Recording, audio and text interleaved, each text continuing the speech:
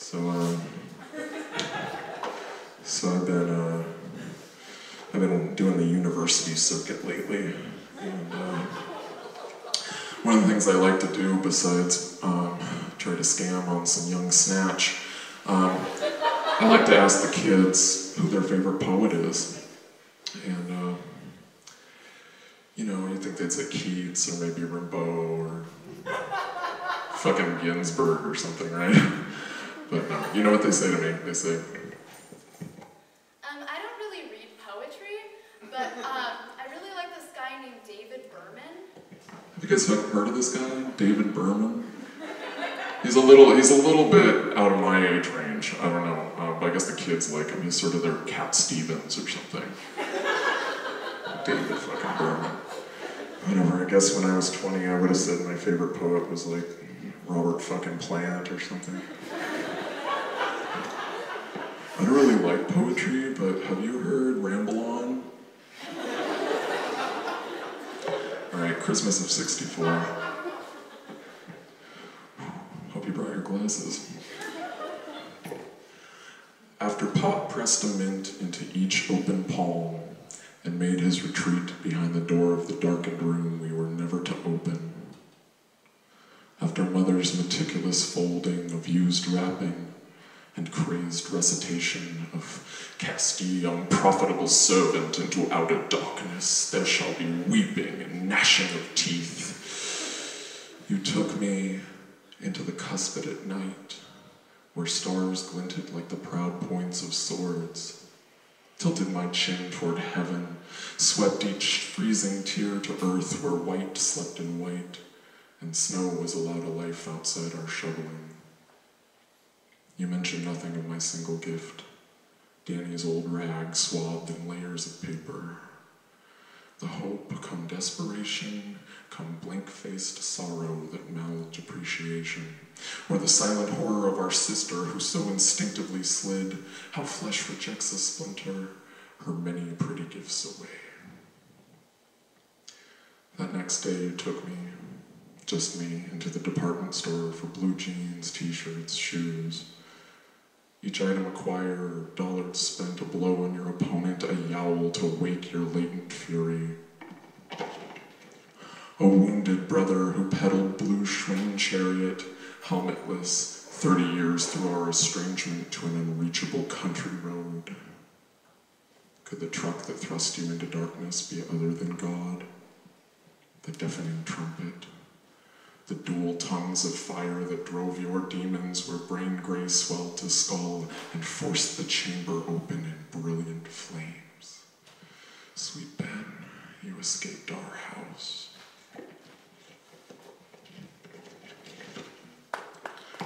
Thank you.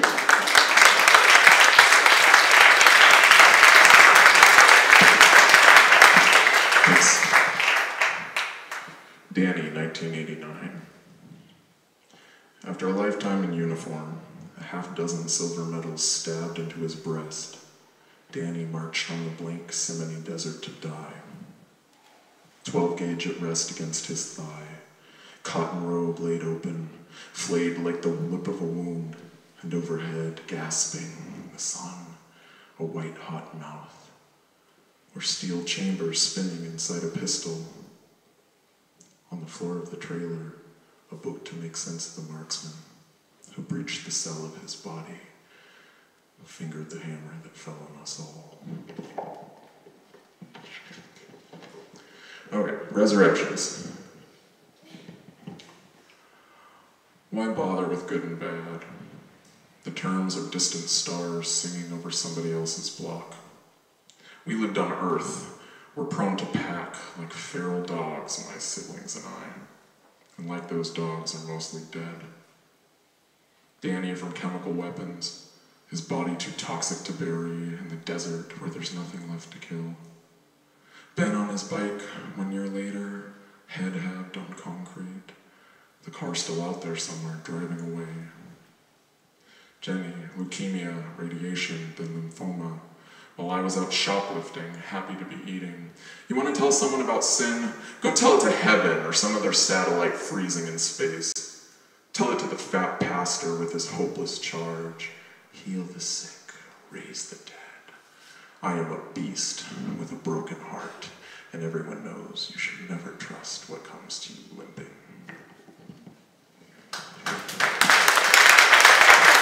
Thank you. Resurrections 2. The seed sleeps till you put it in the ground. Even I know that. The seed is a locked box that water opens. So I spend my Sundays weeping over the plain earth carved with their names, and can feel them on their way back to me, busting their husks and rushing to surface.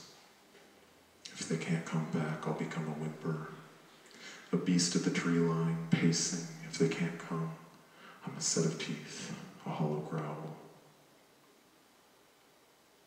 How we doing? You all right? Everybody okay out there?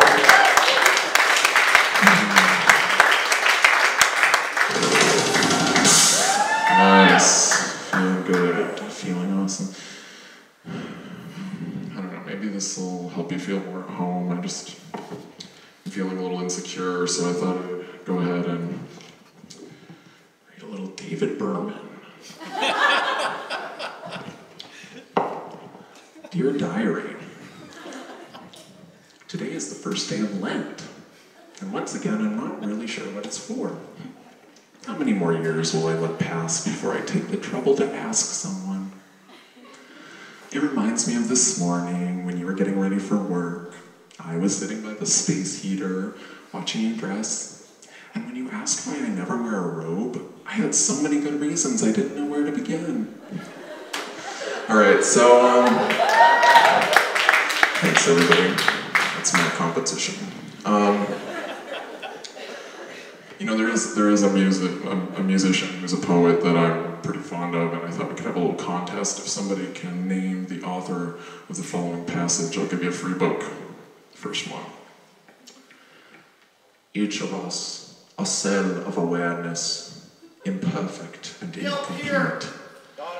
Genetic blends for uncertain ends on a fortune's hunt that's far too fleet. Does that sound familiar? My shirt's a clue. You can't see it. I said it's Neil Peart. Neil Peart? Neil Peart.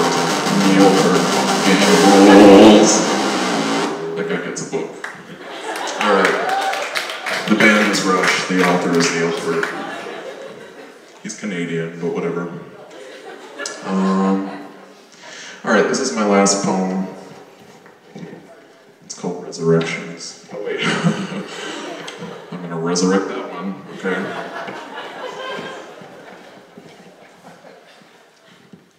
I need some sparks.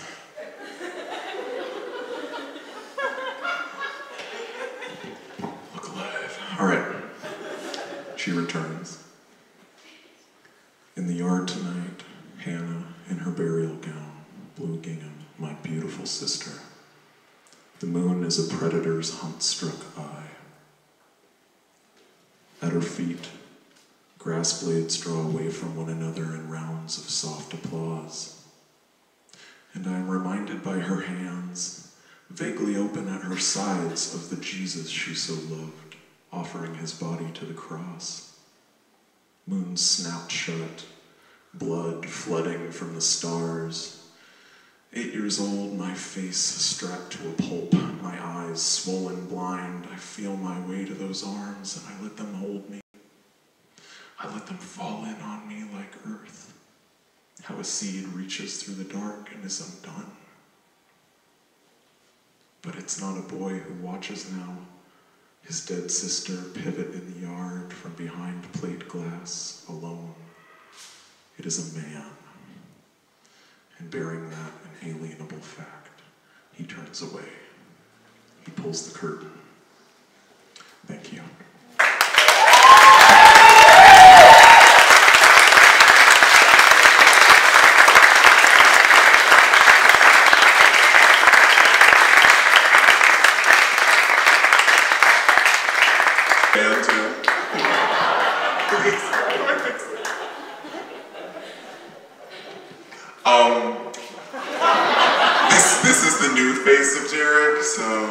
you know, if you want to purchase one of our books, there's $6 over here at the table for one of our book sets.